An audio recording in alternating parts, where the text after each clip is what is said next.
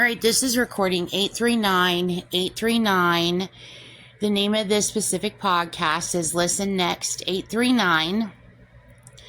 It's a part of my podcast series, Speaking to the CIA. You can find me at speakingtothecia.com or ChristinaStacia918.com. So I'm going to continue. Okay, so the other night, Jean put this in my brain.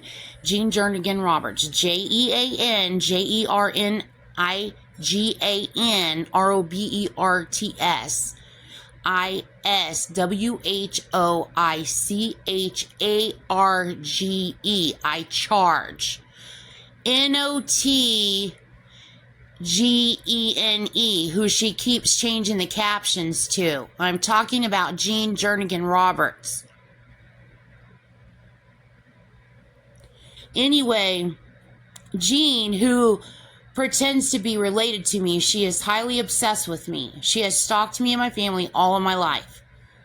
She is my dad's ex-girlfriend. She is very obsessed with me. And she keeps claiming that she is me. She keeps claiming that she can speak for me. She will not leave me and my family alone. Just like she won't leave anyone alone. She is desperate to get away with committing crimes. So another stunt she tried to pull in my brain is she put in my brain, she was advertising to people, and she put it was like two thin books, but it was or else it was two pieces of masking tape. It was two long rectangular shapes, but the spine of the book, but like two rectangular shapes, and then on it was like something like that, and then on it she put Major Manson Network Giant Friends and Family Board. That is Jean Jernigan Roberts. That is not to be gone to. That is to be turned in. Jean Jernigan Roberts keeps claiming that she is a part of my family and that she also is a victim when she is the perp.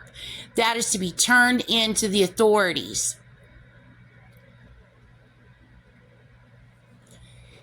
Anyway, also, moving forward, okay, someone told me in my brain on my way home from work the other day, and I don't know if this is true or not, but I know how obsessed Jean is with people who served in the military who earned Purple Hearts. She loves to manipulate and con and hurt and deceive military, especially Purple Heart recipients. Someone told me in my brain that somebody awarded Jean Jernigan Roberts, who committed stolen valor in the Navy, who was the leader of Charles Manson, they awarded her 8 Purple Hearts. And people were outraged.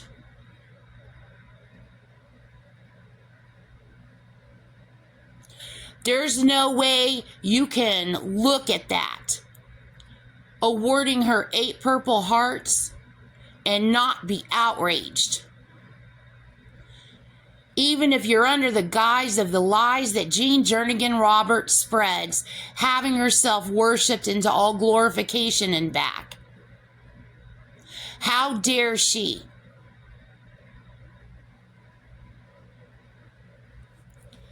Anyway, also I wanted to let you know, Oklahoma City brought up to me again. They told me a while back, probably a couple of months ago, they know everything that's going on. They have my podcast.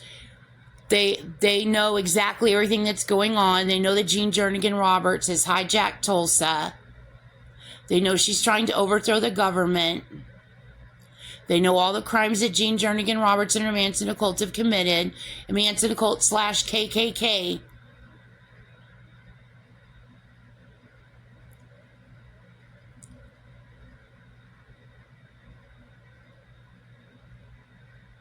They know all the crimes that she has committed. And they know that she and her Manson occult did the Oklahoma City bombing.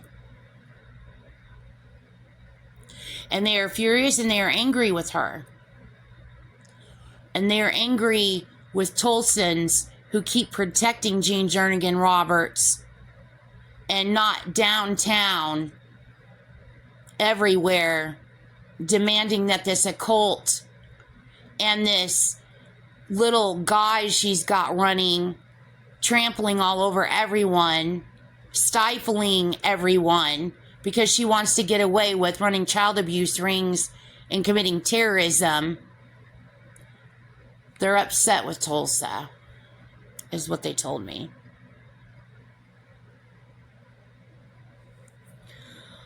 Also, moving forward, I already decoded this.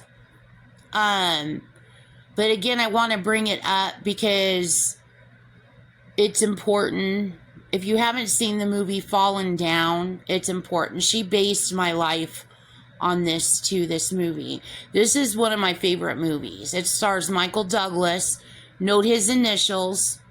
Seal Code Douglas. You know how obsessed she is with people named Michael. It's one of her favorite names of people to stalk. And you can tell instantly it goes to the World Trade Center attack.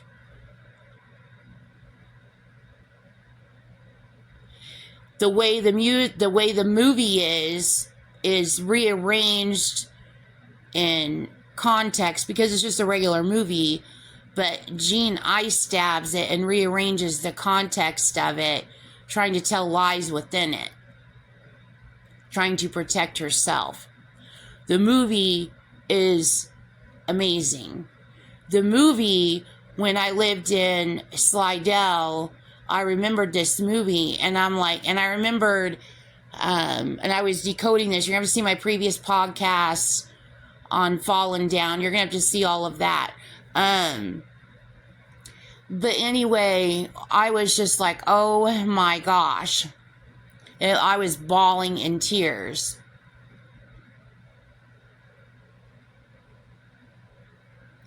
And I just wanted to point that out about this movie. Also, something else that she did. Remember when I told you about the doll, the baby doll that I had when I was little, and I put it on the side of the road? When I lived in Globe, I was in elementary school, and I was on my way to one of my little friends' house who lived down the street from me. It's where I took my little sister to my friend's house where my little sister got lost. Okay, so down that street, East and Cottonwood, I guess I was on E, that would be Cottonwood. So anyway, my mom bought me a baby doll, and Jean iced me in my brain when I was really little. I was in grade school. She iced me in my brain to put this baby doll on the side of the road. And then this is what I said to myself, but this was her saying it through me, trying to control me. I wonder if I put this baby doll on the side of the road, if someone will take it, or will it be here the next morning? Like a little science experiment. And she literally controlled me to do that. And then I went and put the baby doll down, and then I went home. And the next day I went out to go see if my baby doll was still there, and it was gone. And then it was months later, I was walking down the same street, and I found a wallet full of money in the same place. And I went back and took the wallet to my mom, and I told my mom, I found a wallet, there's money in it. And then my mom dealt with it however she dealt with it, probably trying to find the owner of the wallet. And then I decoded that, and I realized back in time, she was telling me, but she was pretending to be Native American doing it. Everything is all everybody else's fault. She's running her little racket. She was telling me that I was being trafficked.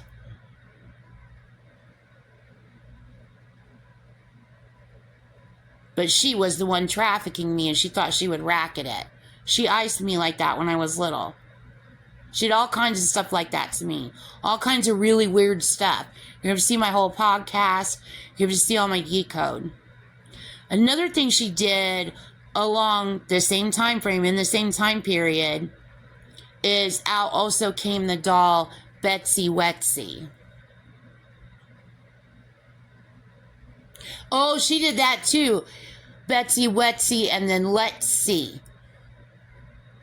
Let's see if this happens. She did that too.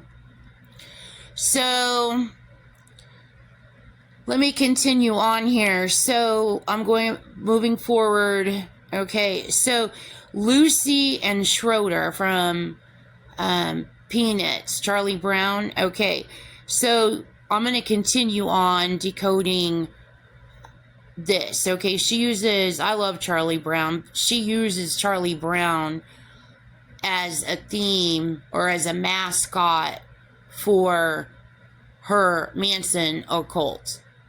Okay, so anyway, so Schroeder goes to Schrodinger's cat, okay, and it goes to Santa Anna Traps. Continue. See all decode Santa Anna Traps. Okay, so more that I want to point out to this is more decode here is they connect together to my first grade teacher, Mrs. Parker. And Mrs. Parker was the one who called my mom trying to ask her if she wanted to sell her house on East and Cottonwood, my childhood home. Okay, so SAT is in that. And then if you put in the AN, you see what Gene Roberts did there. And then that would also go to Saturn. And then I put in my notes here, I bet this planet is named from this, again, first grade, Mrs. Parker, Elton John glasses, bling, Saturday in the park. So she's using Saturday, but she herself uses, she uses Satan, but she also uses Saturday. Saturday in the park, also Philadelphia. I don't know what I'm saying here. I bet this planet is named from this. But however the planet is named probably links into this cipher that I just told you about previously. The naming of the planet connects to this somehow. So, and then also saturate, water, AIW. There's also something else here that goes to her pre-planning to do the World Trade Center attack. Also the wasted part of her ciphers. Also PLN is in this. Polanski, Roman Polanski. Then fast forward. Let me do this. Okay, so let me rewind back to the 60s since we're on Roman Polanski. This is in this too. I see Roman Polanski's name everywhere. She has it everywhere. Okay, so Roman baths. Okay, see all code on the baths and the showers. That's one of Gene Roberts, Charles Manson themes. You have to see all of my podcasts on baths and showers. Okay, and then also showers, Zodiac Killers. Zodiac Killers is Charles Manson. What I was told is that Zodiac Killers are Charles Manson, but she contracted in killers, calling them Zodiac Killers. That does not mean necessarily that they are Charles Manson, because they were contracted in. So however she's doing all of these ciphers, they get contracted in, is what I was told.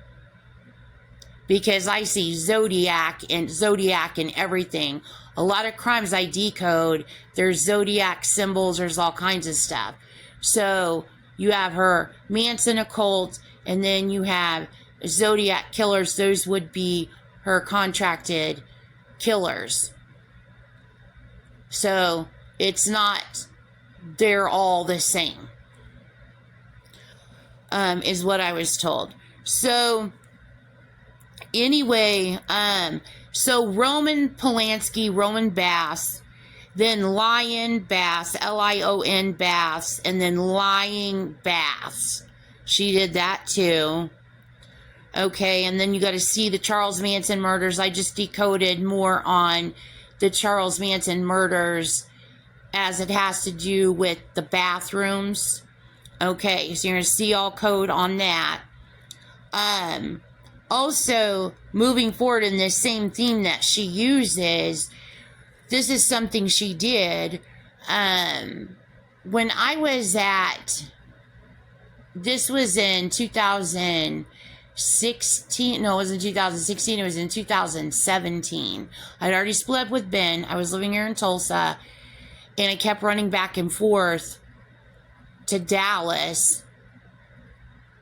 And my kids were about ready to kill me over it, but they just could not get me to just quit all communication with him. It was insane. I was going through total, I was being messed with. Ben and Mary, Ben was being messed with. Mary, it seemed like she was being messed with, but then I know Mary wasn't being up, and I had a feeling that Mary and Russell knew each other.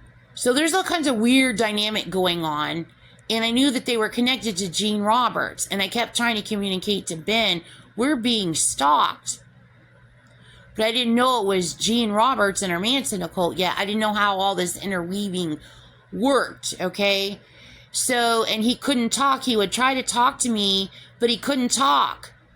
He would want to say what was going on, but he couldn't say. So, anyway, one time I walked into Ben and Mary's house. Mary had a house in North Dallas, not North Dallas, and all I remember was off of Arapahoe. Little Elm is where she lived. Okay, she had a house there, and one time I went over there. They asked me to borrow the car, and I was like, you can borrow the car, but I'm going with you. I was trying to keep track of my car because they wanted to continually take my car. And so, and I would never say no to Ben. I was anything Ben said or did, and Mary knew that. And then Ben would kind of get mad at me for it. And then sometimes he wouldn't. Because sometimes he would be like, you know what I'm saying? He would want to see me, and he would want to use the car. And then sometimes he would be like, he didn't want me doing this. He was trying to signal to me that stuff was weird. There's weird stuff going on. So it was a very weird dynamic, crazy dynamic. And it was the beginning of me finding out that I'm being stalked, okay? And my kids were they were ready to kill me, okay? So anyway, so one time I went over there, and at that time Russell was living with me in Tulsa. So one time I went over there in Dallas, not in Dallas, but North Dallas, in Little Elm, at her house, and I saw on her counter, I had just got done doing my bills at home. I was trying to get myself out of debt, and I was trying to add up on my debt, and I was going to follow that snowball technique that a famous debt guy does on TV, and I was going to do this to take myself out of debt. And so I figured out what all my debt was, and I had a debt book and everything, and I was like, I'm going to do this. I'm going to get myself out of debt. I'm going to get myself back to zero. And so that's what I was working on, and then all of a sudden everything went total chaos. Total chaos. So anyway, on her counter was a list of my personal bills and my debt. They stole my debt. And I swear to God, it looked like it was in Russell's handwriting. Why is it sitting on Mary's counter? And then I was like, that's mine. And I'm like, I'm not touching it. Because if she's doing something illegal, I'm not touching it. Because that's my debt, her knowing what my bills are. Like, I wasn't thinking clearly, like, I wasn't thinking anything about identity theft or anything like that. I was just thinking, my debt is my debt. What can she do? I'm not touching that. She's going to get in trouble. Her and Russell are up to something. She's going to get in trouble. And I'm like, I'm not touching it. And then somebody told me in my brain later on, that was yours. You should have taken it. You should not have left that there. You should have taken it. She's stalking you. Somebody was, they didn't say she's stalking you. They said they stole that. They were stealing your life, basically. And you should have taken that as evidence. But in my brain, I was like, I'm not touching that. She's doing it. And then, anyway, I left.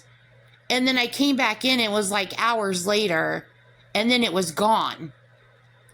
Like they knew that I saw that on the counter and then it was gone. But this is what I think, is that Ben left it on the counter for me to see what's going on. And then somebody saw it and then they moved it. And he probably made it look like an accident, but only Ben and Mary would know. So you see, it was like weird stuff like that that's going on.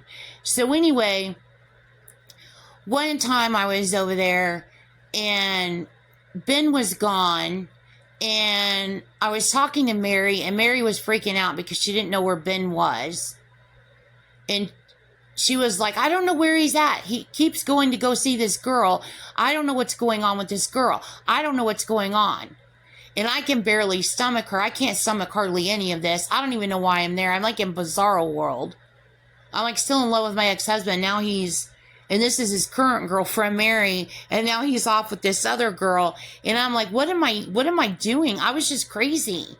Like, I was just crazy. Like, I just wanted to be able to like, try, like, Ben, would you get some, he's wild. He's crazy. He is a rebel machine, okay? Like, he is crazy. So, all I wanted to do was, like, put my hands on his shoulders and go, listen, you've lost your mind. All this craziness that's going on doesn't need to be happening. Let's just get back together. We can work this out. Like, I thought I could, like, approach him, like, Sense and Sensibility, which was never going to happen. And he was signaling that to me. That's never going to happen. But I need you to know stuff is going on. But I wasn't picking up on what he was saying because I was kept like, what the heck? All the psychoticness. You know what I'm saying? So anyway, this is one of those like crazy things going on. So anyway, she's messaging him. And she's going through her messages, or she's trying to show me something in her Facebook Messenger and her messages. And then all of a sudden, something pops up in her Facebook Messenger on her phone. And I'm standing there with her, and it says, Wet Rapist Cam. And then it disappears. And then again, something pops up in my text messages. And it said, and then it disappeared, and it was something called Check. It was called Check Systems, is what it was, and then it disappeared. And I'm like, what the heck is going on? Why are Facebook messages appearing and disappearing on your phone and my phone? And why are regular text messages appearing and disappearing on my phone? Like, what is going on? Anyway, I started, like, doing everything I could to figure out, trying to trace what's going on, because I was being hacked really, really, really bad. Like I told you, like, I was being hacked to hell and back.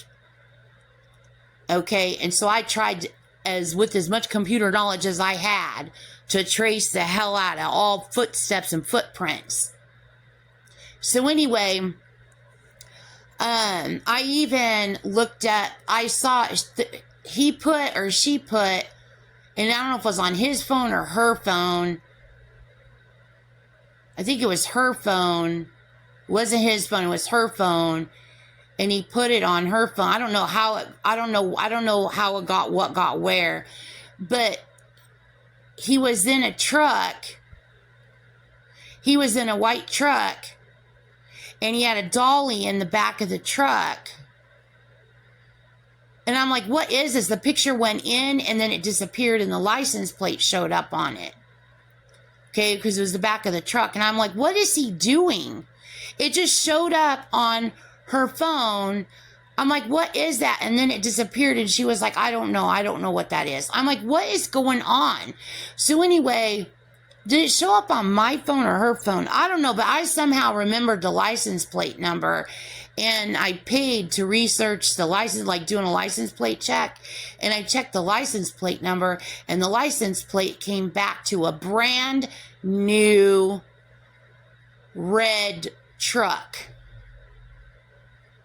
And then later on, when I moved to Slidell, after all this is well over and I'm going to get sober and clean, Jean herself is at my dad's, and she's leading the conversation, and she knows her and her Manson occult are icing me. She's like about to like try to like frame me and frame him and like do everybody in, because she's Mrs.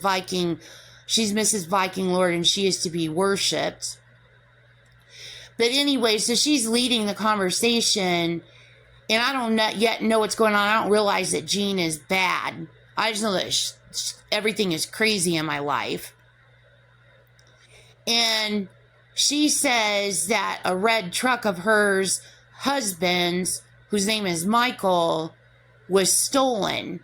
And I'm like, Ben, there's no way Ben would steal Michael's truck, her husband's truck. She's trying to frame people. And then I think she tried to claim that her old pickup truck was stolen. She put that in my brain that it was stolen, but it wasn't stolen. She's got a picture of it on her Facebook. And you see all my ciphers on that. I'm not even going down that road and what she has done, trying to sell her grandchildren, and then by stealing my life to do it, and then trying to like frame me. Like, she's pulling major stunts. So anyway, later on, present day, but in the past, I think it was when I was in, it wasn't when I was in Dallas. I think it was when I was in Oklahoma City. It was when I was in Oklahoma City. Her ex-husband, who is a Marine, came on, and he said, I talked to him about this red truck thing or whatever, and he told me all about what he could tell me, how evil Jean is and what she's been up to, and he can't stand her, Jean Jernigan Roberts. And I was like, oh my God, between puking and oh my God. Anyway, I was like, in the parts about the truck, I was like, she stole your truck. I think she's trying, and at this point I've evolved from what she's trying to allude to, because I know he wouldn't steal his truck. But anyway, I'm like, I think she's trying to say that the cartel, she must have like paid someone. Maybe she paid someone to steal your truck, and I think she's trying to like blame the cartel, but everything she does is fake. She runs insurance rackets too, stealing stuff and arranging break-ins, and then running rackets on the insurance. So she does all this stuff. So anyway, and she was doing a string of house robberies that she tried to blame me for, and this was happening by people attacking me around me, blaming me for themselves being robbed, because Jean was breaking into people's homes, and she was blaming me for it. And I don't have anything to do with any house break-ins. She was breaking into all kinds of people's houses. And I know she was doing that with her Manson occult, and she was trying to make it look like it was my fault. And she was doing her mail bombing ring, and she was doing all kinds of nasty shit. And she was trying to make it look like it was everybody else. She's trying to make it look like it was me that was doing it. And she was also trying to make it look like people in prison were doing it. And then, as far as the truck goes, she was trying to make it look like the cartel did it, is what she was trying to do. But I know that she was the one doing it.